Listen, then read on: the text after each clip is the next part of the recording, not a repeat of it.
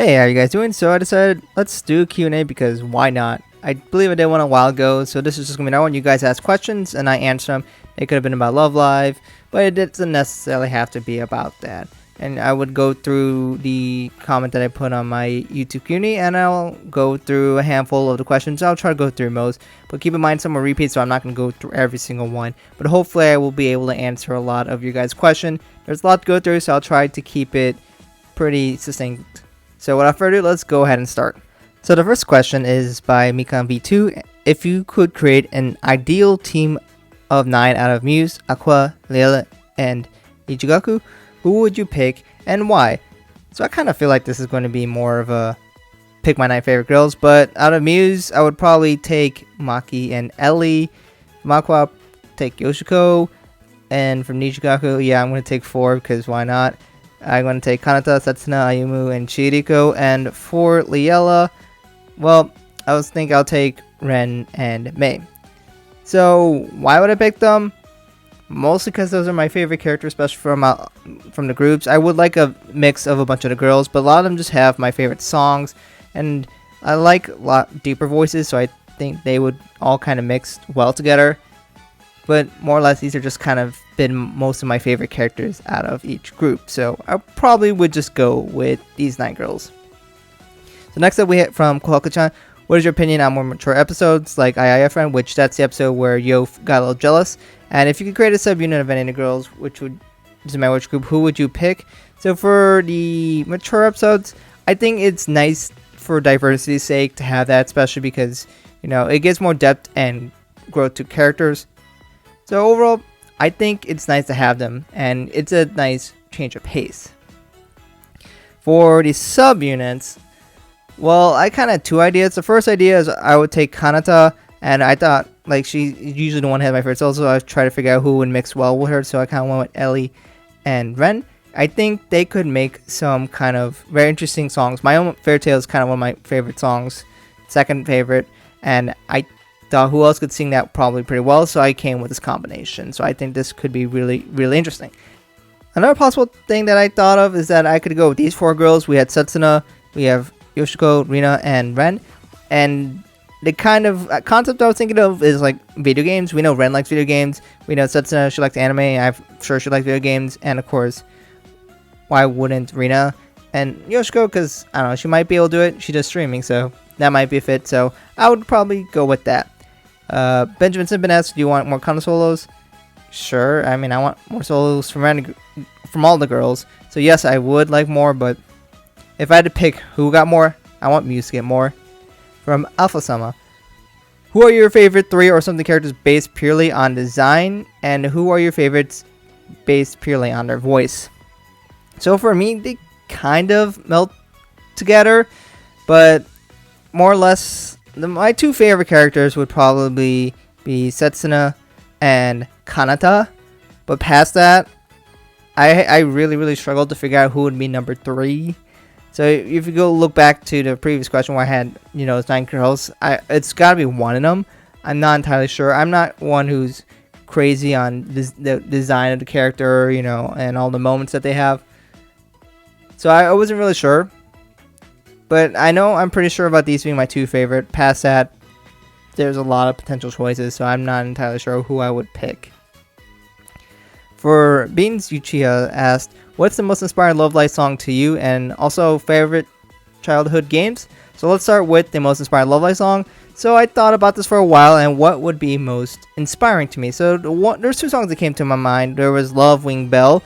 As we know, Love Wing Bell goes over the story of how Rin felt pretty insecure in the fact that she's a little more tomboyish. And I just found that story inspiring, and that, you know, any girl can become an idol if they want to, even if they don't feel like they are beautiful enough to do that. And I think that's a pretty nice story, and that's something I find pretty nice. The other song I would probably go with is Midnight Ticket, and that was, of course, they did in season 1, episode 13, where it kind of explained the story how Aqua kept failing and failing and failing. They kept persevering, and now they are, you know, the Aqua we know today. And it's just a good song overall, and one of my favorites that I listen to all the time. So those are probably the 2 songs I would pick. As for childhood games, well, I probably was there's a handful that I can definitely think of, but I'm probably trying to keep it to my younger years for childhood. So more or less around up to 10 years old. So out of those 10, well, I don't know, I'll just throw them all on the screen right here. Guitar Hero, Pokemon Emerald, Pokemon Diamond, Crash Bash, Mario Kart, Ratchet and Clank, Deadlocked, as well as Up Your Arsenal, Star Wars Battlefront 2, and CTR. There are definitely a few others out there, but I would say these are the big bulk of games that I still feel a lot of nostalgia to this day, and I really enjoyed when I played them as a kid. I definitely recommend those if you get a chance. Badger State Elevators asks, what are your thoughts on Love Live Square Festival 2? So, overall, from what we've seen so far, I am still cautious optimism. This supposedly will be the sequel to Square Festival, so I'm expecting there will be similar gameplay, and they're saying some stuff will be brought over from Square Festival, which is nice. I haven't played it in a while, but if it doesn't have 3D MVs, it's going to be hard for me to care, because All Stars has 3D MVs, it has all its outfits, those cards mean a lot more. And if it doesn't have that, I'm gonna it's still nice to have, but it just won't be as exciting to me. So the fact that it's gonna have all the songs is gonna be great. Liel is gonna be there, which is great as well. Will they add the other groups? I don't know. Probably, I hope so. That will definitely be another reason to care about it, because All Stars doesn't have that. So that'll definitely be the main driving force. I'm definitely looking forward to seeing it, and we will have seemingly Live 2D with the story, so I'll look forward to what it can offer. So then next up we have Mr. Worldwide asking, if/when the Love Live franchise ends, would you still keep making content? Immediately after it ends, probably. As long as I want to, or at least have ideas, and people are still watching, I don't see why not. But past that, I don't know. I guess depends how big I become on a YouTube channel and if I'm still motivated or not. My guess is I will keep it for a little while, but not crazy amount longer past when it terminates, but who knows when that is. I thought Love Live would probably be dying out about now, and it's getting even bigger, so who knows. This could be like Pokemon and probably like never die. I don't know. So I can't say I know the answer, but maybe? I don't know. We got from Fennis, what is, in your opinion, the #1 most underrated song from the franchise? It can be from any unit, subunit, of course. So, while back, I did make a video on the most underrated songs, and it is a bit old, so it's not probably the most relevant, but I'll give you a link if you do want to watch it. So in that video, what did I talk about? I just went over a bunch of songs in there that I felt like that were underappreciated and that more people should listen to. But if I had to pick a few songs, the one I would probably think of is Koroku no Kairo. Hanyo doesn't get a whole lot of love, and then that's also true kind of for me as well. But the Guided Fate Paradox album just is very obscure, and there's actually some decent songs in there. So I don't think most people know of it. So by that fact, I think it's really underrated because people just don't know it exists. So that's definitely one. And the other one is I don't think people really care about Christmas songs that much, or it's like it's only during Christmas time when you can listen to it. I think that's silly. There's some good Christmas songs out there, and Twinkletown is one that I really like. I don't know if it's that underrated because Quartz has pulled out a lot of good songs, but I always will be happy about the Christmas songs that they produce. From Land of Light, what do you think about Yuri and the Love Live franchise?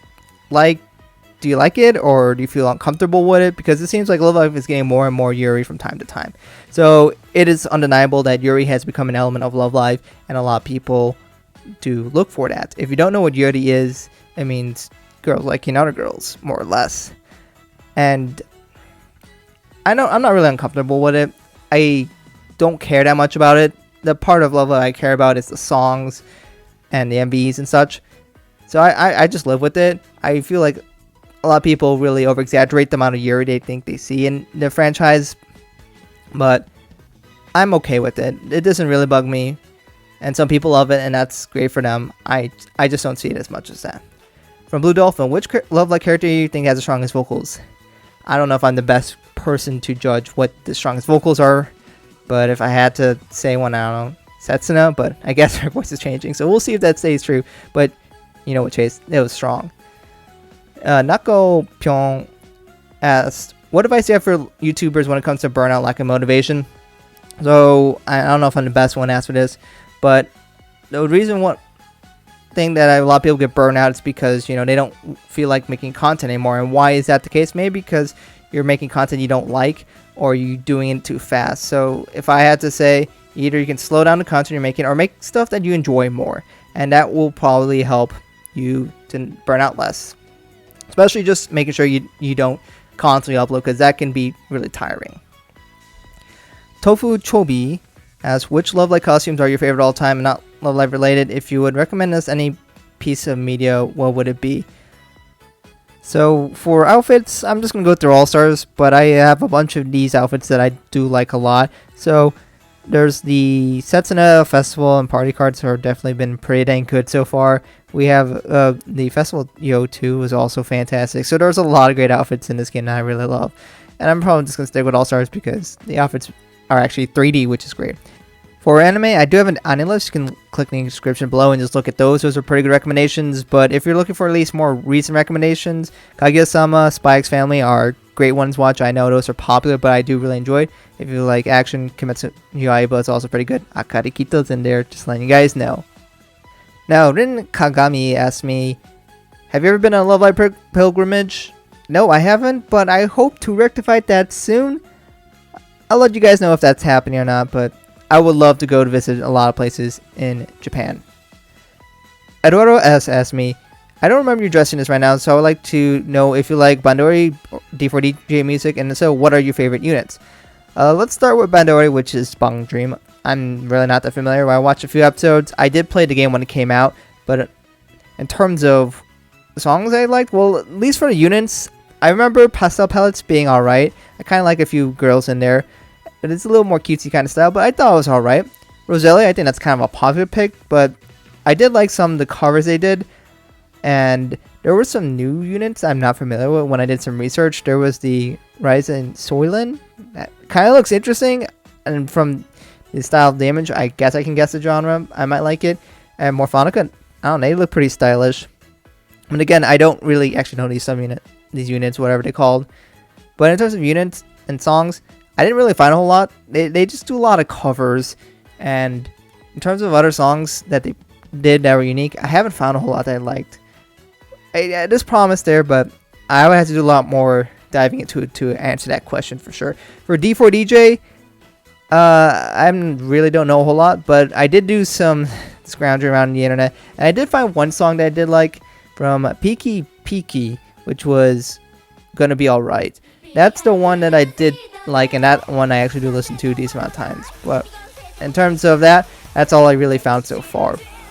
But I'm not really an expert. In fact, I'm a newbie in the other idol like franchises, so I can't really give you recommendations. In fact, I'm probably looking for recommendations, but who knows, maybe I'll look more into them in the near future. Nemet asked me, which Love Live characters do you personally relate to most? Oh, I'm not really a female, so most of the times I don't really relate. I don't know, Ren, I guess, is the one I would have to pick. I was never Student Council president, but I like gaming. Aceman asks, your thoughts on it's okay to not like the seiyuus but still be a Love Live fan? Sure. There are people who don't even care about the seiyuus whatsoever and still enjoy Love Live. That was me for the case. I didn't even really know who the Love Live seiyuus were for a really long time. So I don't see that being a problem, at least. Lily asks, do you have a least favorite Love Live girl, or do you think that one isn't written well? I've never really been crazy about focusing on how well they're written. In terms of Love Live girls, I don't really care for that much.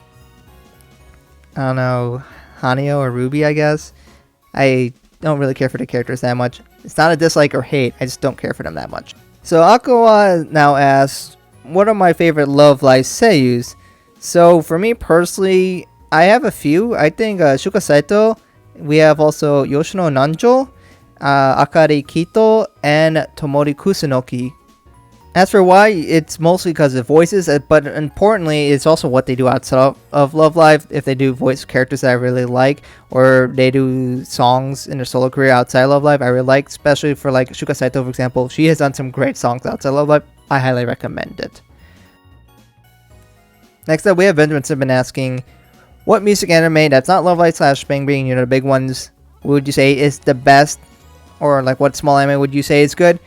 I don't really watch a lot of idol animes, but one music anime that I definitely really enjoyed would be Shigatsu wa Kimi ni Uso or Your Lie in April. I'm not gonna spoil it because there's a really nice story behind it. But dang, the music, especially the opening endings, are so good. I highly recommend watching it if you ever get the opportunity to. I don't think you'll regret it. Hopefully I'm not wrong. So give it a shot. I really do seriously recommend it. Milichik, or I would say that, asks, will you review the School of Musical if it's sold on Blu-ray later? Yeah, sure. If it comes on Blu-ray, I will probably do that. Mr. asks, do you watch any sports? If so, what are your favorite sports teams? I grew up in the Chicago area, so, you know, the Chicago teams. But if I had to pick one of my favorite ones, it would probably be the Chicago Blackhawks, even though they're not good this season. So that's great. Aqua asked, do you follow any idol groups outside of Love Life? No, I don't follow anything. Following Love Life itself is a chore itself. So I don't really go follow anything beyond it. I occasionally just see, oh, they got a new song. Faye Melp asks, what anime besides Love Live do you like? So I guess it's kind of a similar question, but types of anime that I do like is comedy, rom-coms. I do watch occasional shonen. One Punch Man was really fun. No Game No Life was great. Nisekoi I enjoyed. Kami no Soshiro Sekaiu has been one of my favorites ever. There's Food Wars, Jujutsu Kaisen.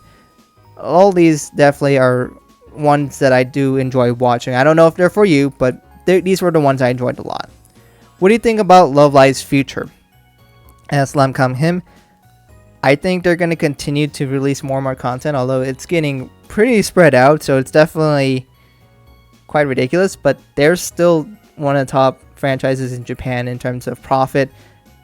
So I don't see at least the financial issue. It's just, wow, it's kind of overwhelming. But I guess there's plenty of content for me to make, I guess. We'll see how overwhelming it gets. Magnificent21 asks, do you watch VTuber? If yes, what's your favorite YouTuber? No, I don't watch VTubers. I haven't really seen so much of the appeal. I just think it's just another streamer that's virtual. So no, I don't really have one. Ojohime asks, what song in each group that made your eyes watery? Thanks in advance. Okay, so there are a handful of songs that I would probably say that makes my eye water. No song makes me cry, but there are songs that I definitely think make me pretty emotional. So first and foremost, there's Aishiteru Banzai. It's the graduation song for Muse. Of course, I had to put it in. It's a nice song, and it definitely gets you emotional because the girls are going to move on. The song for You. This is the first time we got to see Muse back in 2020. Of course, it's the only time they came back, but seeing them back after 4 years of inactivity was really great. Dono Tokimazuto was the second ending theme. And of course, I just liked the song a lot, but it had a lot of moments that kind of get my eyes to water. More particularly, we get to see all the girls just, you know, being together and enjoying themselves, and that I enjoy a lot. But definitely the end and the girls holding the feathers, especially they did one for each girl. That's something that definitely hits me pretty hard.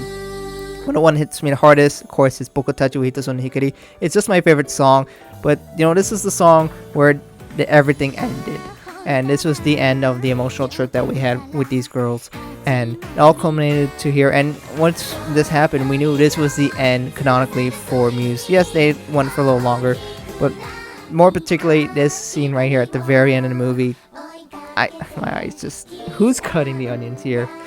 But this just hits so hard. As for Aqua, I've thought about it. Next, Sparkling, it's not quite like Bokotachi no Hikari, but it's definitely a song that you can definitely get a little emotional about, especially with the long trip that we had with Aqua. And this song definitely can fill a similar kind of void. And we also had the first ending song. I like this one a lot, but there towards the end as well of that, we had the girls just in the water all hanging next to each other, and following that we had Aqua written in the sand. I definitely like the way they end this song, so it definitely can get my eyes watered a little bit.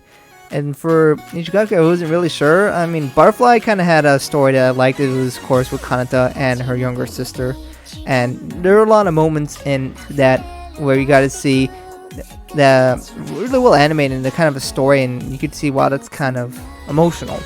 So I definitely find this song not only good, but I just like the emotion that came with the song. For Leela, I wasn't really sure at all, but I definitely like Starlight Prologue, and this is the culmination of these girls trying to come up and rise up to the competition. Of course, they didn't win, but I really like this song a lot. But honestly, for every group minus the Muse, I wasn't really sure what songs would make my eyes water. The main reason why I had so many songs for Muse is because, you know, Muse is done, and there's a lot of nostalgia with them, and that kind of nostalgia makes my eyes water. So, you know, it definitely, these songs hit a lot harder because we know that Muse is no longer a thing. So that kind of gets my eyes water more. While the rest of these, you know, Aqua is not over, even though Next Sparkly was kind of like, that's the last song. It really doesn't feel like that because he had so many songs afterwards, and Nijigaku is still going, so there's no song that I felt like, oh, this is the end of them, and, you know, well, it's still kind of newish. So in terms of those songs, you know, I kind of struggled, but I did my best to find some songs that I say could definitely give my eyes the water a little bit. So hopefully that helps, but could be something I expand on later in the future. Shogun M. Young asks, which lover girl would you go to amusement park and why? Probably just Setsuna. I mean, yeah, she's one of my favorite characters, but I think she would just be really fun to have around. I'm sure she would love going on roller coasters and all that kind of stuff, so that's probably what I would go with. Nolda Jesus asks, do you play the D4 DJ rhythm game? Nope, I can't say even if I remember if they had a game or not, so that probably explains your question. Resda TH Magellan Crossover asks, what's my favorite YouTuber? If I had to pick one, I'd probably pick Scott the Woz. He makes a lot of content about video games, and I like video games, and he does it in a comedic way, but it's definitely fun to watch him talk about a lot of things about gaming history and a bunch of good or bad games, which I enjoy. And last question we have from Morpho, if hopefully I said that right. Have you ever played Metal Gear Rising Revengance? Let me check. I think that's the game with that Armstrong mayor, if I'm not mistaken. I remember seeing a video about it. I have not played it. I haven't actually played any Metal Gear games, but I definitely was keeping some of my eyes on the Metal Gear Rising Revengance because I've seen the memes with Armstrong, and I actually recently watched the boss battle at the end, and for that final boss battle alone, I might play that game, maybe, especially if it goes on sale, so I might check that out. But that will go ahead and end it for the Q&A. Hopefully I've answered most of you guys' questions.